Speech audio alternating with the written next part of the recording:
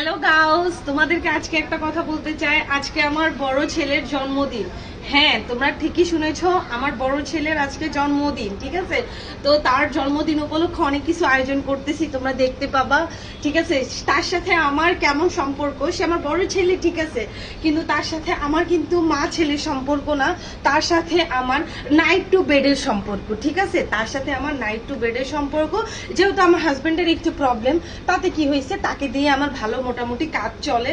তো দুনিয়ার সবাই দিনের বেলা জানে যে সে আমার বড় ছেলে, বড় সন্তান, কিন্তু রাতের বেলা সে আমার নাইট টু বেড পার্টনার। ওকে, তো তার আজকে জন্মদিন, তার জন্মদিনটা তো স্পেশাল করতেই হয়। হ্যাঁ, 14 বছর আগে যখন তার মার সাথে আমার দেখা হয়েছিল, তার মা বলেছিল নে ধর ওকে, তোকেই দিয়ে দিলাম। ঠিক আছে, তো তখন থেকেই সে আমার কাছে বড় হয়েছে।